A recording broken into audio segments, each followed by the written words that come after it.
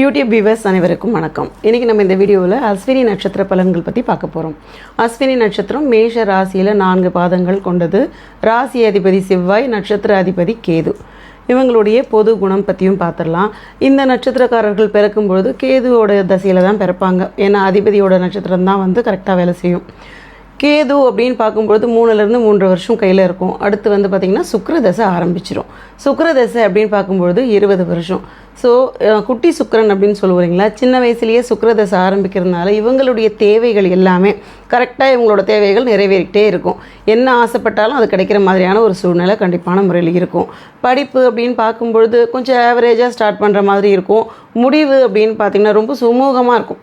அதாவது ரொம்ப ஆவரேஜ் ஸ்டூடெண்ட்டாக இருந்தவங்க கூட பார்த்திங்கன்னா படிக்க ஆர்வம் அப்படிங்கிறது ஒரு 10th +2 போகிற சமயத்தில் தான் இவங்களுக்கு அதீதமான ஆர்வங்கள்லாம் ஏற்படும். நல்ல முயற்சி செய்து நல்ல ஸ்கோர் பண்ணுறதுக்கு உண்டான வாய்ப்புகள் ஏற்படுத்தி கொடுக்கும். இப்போ பார்த்திங்கன்னா சுக்கிரன் அப்படின்னு பார்க்கும்பொழுது கேதுவுடைய நட்சத்திரம் வேறு. அதனால் இந்த சுக்கிரதசை காலகட்டங்களில் காதல் வரதுக்கு உண்டான வாய்ப்புகளும் இருக்குது.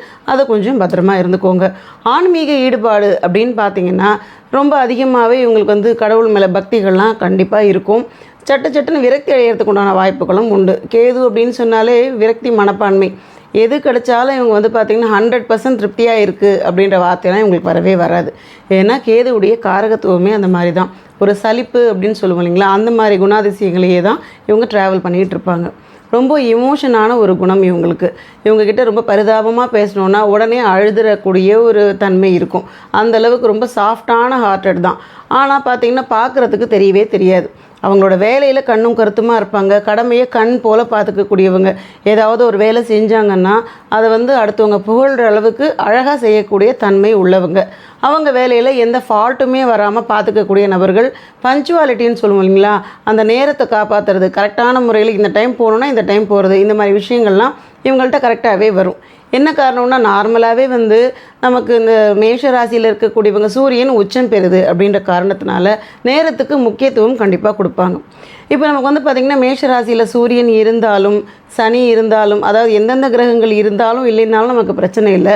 ஆனால் கூட அந்த ராசியில் என்னென்ன கிரகங்கள் இருந்து என்ன பலன் கொடுக்குமோ அந்த மாதிரியான சில வைப்ரேஷன் வாழ்க்கையில் இருந்துக்கிட்டே இருக்கும். இப்போ சூரியனுக்கு உண்டான கோபம் அப்படின்னு பார்த்திங்கன்னா செவ்வாயோட வீடும் கூட அளவுக்கு அதிகமான கோபம் இவங்களுக்கு வந்துக்கிட்டே இருக்கும். இவங்கக்கிட்ட பார்த்திங்கன்னா நட்புறவாக பேசலான்னு ஆரம்பித்தோன்னா கம்ப்ளீட் பண்ணும்போது ஒரு சின்ன சச்சரவுகளில் போய் முடிகிற மாதிரி ஒரு சூழ்நிலை இருக்கும். என்னென்னா 2 கோபக்கார கிரகங்களோட வீடாக போச்சு. அந்த ஒரு காரணத்தினால கேது அப்படிங்கிறதுனால சட்டுன்னு சலிப்புத்தன்மையும் வரும்னு சொன்னேன் இல்லையா, அந்த ஒரு சிச்சுவேஷனும் இருக்குது. சனி நீசம் பெறக்கூடிய ஒரு வீடு. சனி அந்த இடத்துல இருக்க பெற்றவர்களுக்கு தாக்கம் அதிகமாக இருக்கும். அப்படி இல்லைன்னா கூட பார்த்திங்கன்னா மேஷ ராசியில் சனி நீச்சம் அப்படிங்கிறது ஒரு விஷயம் இருக்குது இல்லையா. இந்த காரணத்தினால நம்ம வேலைக்கு போகிற சமயத்தில் அப்படின்னு பார்த்திங்கன்னா சம்பள குறைபாடுகள் அதிகமாக பார்க்கக்கூடிய நபர்கள் அப்படின்னு பார்த்திங்கன்னா இந்த நட்சத்திரக்காரர்கள் அப்படின்னு சொல்லலாம். மேஷ ராசியில் இருக்கக்கூடியவங்க அத்தனை பேருக்குமே இந்த பிரச்சனைகள் வரதான் செய்யும். அதுலேயும் இது கேதுவுடைய நட்சத்திரம் வேறு. ஸோ இவங்க எப்படின்னா வேலையை திறமையாக செஞ்சாலும் கூட நம்மளை விட திறமை குறைஞ்சவங்க அதிகமாக சம்பளம் வாங்கிட்டு இருப்பாங்க. நம்ம எல்லாமே கம்ப்ளீட்டாக அழகாக பண்ணுவோம். அப்போ கூட பார்த்திங்கன்னா சம்பள குறைபாடுகள் வந்துக்கிட்டே இருக்கும். இந்த ஒரு விஷயத்தை சரி பண்ணுறதுக்கு இந்த சனியை பிரீத்தி பண்ணுறது, இந்த மாதிரி விஷயம்லாம் நம்ம ஃபாலோ பண்ண பெரிய அளவில் நமக்கு சம்பளம் வரத்துக்கு உண்டான வாய்ப்பையும் ஏற்படுத்தி கொடுக்கும். ரொம்ப ஆச்சாரமானவங்க, அதாவது சுத்தபத்தமாக இருக்கணும் அப்படின்னு நினைக்கக்கூடிய நபர்கள். அதுலேயும் பார்த்திங்கன்னா வேலையில் ரொம்ப கண் போல் பார்த்துப்பாங்க அப்படின்னு சொன்னேன் இல்லைங்களா. இவங்க நாளைக்குன்னு எடுத்து வைக்க தெரியாதவங்க, இன்றைக்கே கரெக்டாக எல்லா வேலையும் கம்ப்ளீட் பண்ணக்கூடிய தன்மை இருக்கக்கூடிய நபர்கள். லக்ஸுரியாக வாழ ஆசைப்படுறவங்க, அதிக செலவாளிகளும் கூட. இவங்களுக்கு பார்த்திங்கன்னா எதுவாக இருந்தாலும் பார்த்து பக்குவமாலாம் பேச வரவே வராது. பட்டுன்னு பேசக்கூடிய நபர்கள் தான். மேலே தான் பட்டுன்னு பேசுவாங்க.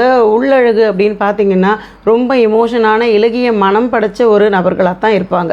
இவங்களுக்கு நார்மலாகவே ஒரு இந்த சுக்கிரதசை முடிகிற பட்சத்தில் பார்த்திங்கன்னா 23-24 வயசில் இவங்களுக்கு சுக்கிரதசை கம்ப்ளீட் ஆகிடும். அடுத்து சூரிய தசை ஆரம்பிக்கும். சூரிய தசையில் பார்த்திங்கன்னா அவங்களுக்கு பலவிதமான சிக்கல்கள் சந்திக்கிற மாதிரி ஒரு சூழ்நிலை இருக்கும். வேலைக்கு போகிறவங்களுக்கு உயர் அதிகாரிகளோட ப்ரெஷர் ஜாஸ்தியாக இருக்கும். வேலையை தாக்கு பிடிக்க முடியலையே அப்படின்ற மாதிரியான கவலைகள்லாம் போகிறதுக்கு உண்டான தன்மை இருக்குது. என்ன காரணம்னு பார்த்திங்கன்னா நான் நார்மலாக எல்லாருக்கும் சொல்கிறது தான் நட்சத்திர தோஷம் அப்படின்ற ஒரு விஷயம் இருக்குது.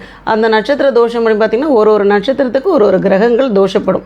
அதன் காரணமாகவும் அந்த தசைகள் நடக்கிற பட்சத்தில் சில மாதிரியான சூழ்நிலைகளையும் நம்ம பார்க்க வேண்டிய சிச்சுவேஷன் உண்டாகும். இப்போ இந்த சூரிய தசை வந்து பார்த்திங்கன்னா அந்த 6 வருடம் நடக்குது அப்படின்னா அதில் கொஞ்சம் அப் அண்ட் டவுன் இருக்கும், நல்ல விஷயங்கள் பல இருக்கும், அதே மாதிரி நெகட்டிவான விஷயங்களும் பல இருக்கும். மனசு வந்து அடிக்கடி கவலைப்படுற மாதிரி, கோவத்தினால நிறைய சண்டைகள் வர்றது, இந்த மாதிரி சூழ்நிலைகள்லாம் நம்ம தாங்க வேண்டியிருக்கும். அதுலேயும் உடல் உபாதைகள் அப்படின்னு பார்த்திங்கன்னா உஷ்ணமான சூழ்நிலைகள் இருக்கும். சூடு சார்ந்த அந்த கொப்பளங்கள் வர்றது, ஸ்கின் அலர்ஜி வர்றது, வயிறு உபாதைகள் வர்றது, எலும்பு சம்மந்தப்பட்ட சின்ன சின்ன பிரச்சனைகள் வர்றது, இது எல்லாமே நமக்கு சூரிய தசையில் வர்றதுக்கு உண்டான தன்மை உண்டு. அடுத்து வந்து பார்த்திங்கன்னா சந்திர தசை ஆரம்பிக்கும். ஒரு 27 வயசு 28 வயசு ஆகிற சமயத்தில் வந்து பார்த்திங்கன்னா ஒரு 30 கிட்டன்னு வச்சுக்கோங்களேன். அந்த 1ஆம் பாதம் 2ஆம் பாதத்துக்கு ஒரு டைமில் மாறும் இல்லையா, அந்த மாதிரி. ஸோ அடுத்து நமக்கு சந்திர தசை ஆரம்பிக்குது. சந்திர தசை வந்து ஒரு 28 29 ஆரம்பித்து 10 வருஷம் போகும். இந்த 10 வருஷம் எப்படி இருக்கும் அப்படின்னு பார்க்கும்பொழுது, வளர்பிற சந்திரனில் பிறந்திருந்தீங்கன்னா உங்களுக்கு நெகட்டிவான தாட்ஸ் வந்து வர்றதுக்கு உண்டான வாய்ப்பே கிடையாது. இதே நீங்கள் தேய்பிற சந்திரன் இருக்கிற சமயத்தில் பிறந்திருந்தீங்கன்னா உங்களுக்கு வந்து பார்த்திங்கன்னா அந்த தேய்பிறை நடக்கிற சமயத்துலலாம், அதாவது பௌர்ணமிக்கு அடுத்து அந்த ஒரு 15 நாள் இருக்கு இல்லையா, அமாவாசை வர வரைக்கும், அந்த சமயத்துலலாம் தாட்ஸ் எல்லாமே, அதாவது நம்மளோட நினைவலைகள் எல்லாம் ரொம்ப வந்து நெகட்டிவாக தான் திங்க் பண்ண வைக்கும். நமக்கு இது கிடைக்கும், நம்ம முயற்சி பண்ணலாம் அப்படின்ற எண்ணம் இருக்காது. எனக்கு என்ன கிடைக்க போகுது, எனக்கு எதுவுமே நல்லது நடந்ததில்லை அப்படின்னு ரொம்ப சலிப்பாக பேசுவோம் இல்லையா, அந்த மாதிரியான சூழ்நிலைகள் நடக்கும். இதில் இன்னொரு பிரச்சனை என்ன அப்படின்னு பார்த்தீங்கன்னா, கேதுவுடைய நட்சத்திரம் அப்படின்னு பார்க்கறதுனால சந்திர தசையும் சூரிய தசையும் ராகு கேது இந்த 2 கிரகங்கள் வந்து பார்த்திங்கன்னா சூரியனையும் சந்திரனையும் கிரகணம் செய்யக்கூடிய ஒரு கிரகம். இந்த காரணத்தினாலேயே அந்த நட்சத்திரத்தில் பிறந்திருக்கிறவங்க இந்த கிரகங்களுடைய திசைகளோ திசா புக்திகளோ நடக்கிற சமயத்தில் சில பிரச்சனைகள் தாக்கங்கள் அப்படின்றது வந்தே தீரும். ஏன்னா பெரிய கிரகம்னு சொல்லக்கூடிய நிழல் கிரகங்கள் ராகு கேது. இப்போ கேதுவுடைய நட்சத்திரம் அஸ்வினி அப்படின்ற காரணத்தினால சூரிய திசையில் அதற்குண்டான தாக்கங்களை உடல் உபாதைகளை கொடுத்துரும்.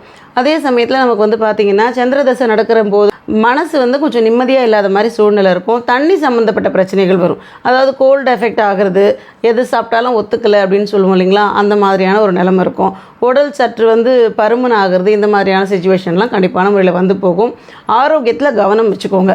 சாப்பாட்டில் சில கட்டுப்பாடுகள் வச்சுக்கிட்டிங்கன்னா போதுமானது. வேலை சார்ந்த விஷயங்களில் எந்த பிரச்சனைகளும் கிடையாது. சந்திரன் முடிஞ்சதுக்கப்புறமா செவ்வாய் தசை வரும். செவ்வாய் தசையில் வந்து பார்த்திங்கன்னா அவங்களுக்கு செவ்வாய் ஆட்சிநாதர் அப்படிங்கிற காரணத்தினால எதிர்பார்த்த விஷயங்கள்லாம் 1க்கு டபுள் மடங்காகவே உங்களுக்கு கிடைக்கிறதுக்கு உண்டான வாய்ப்புகள் இருக்குது. செவ்வாய் ஒரு கால் நீசமாக இருக்குது அப்படின்னா கூட சில நல்ல புக்திகள் வர்ற பட்சத்தில் நல்ல காரியங்கள் எல்லாமே தடைப்படாமல் நடக்கிறதுக்கு உண்டான வாய்ப்புகள் உண்டு. அடுத்து நட்சத்திர தோஷம் பற்றி பார்த்துடலாம். நட்சத்திர தோஷம் அப்படின்னும் பொழுது அஸ்வினி நட்சத்திரத்துக்கு சூரியன் வந்து தோஷப்படக்கூடிய ஒரு நட்சத்திரமாக இருக்குது. சூரியன் அப்படின்னு பார்த்தீங்கன்னா அப்பா கிட்டேருந்து கொஞ்சம் தள்ளி இருக்கிற மாதிரி இருக்கும். ஒரே வீட்டில் இருப்பாங்க, ஆனால் முகம் கொடுத்து பெருசாக பேசிக்க மாட்டாங்க. அப்படி இல்லைன்னா கொஞ்சம் நம்ம தூரமாக போய் கட்டி கொடுத்துருப்பாங்க பெண்களை.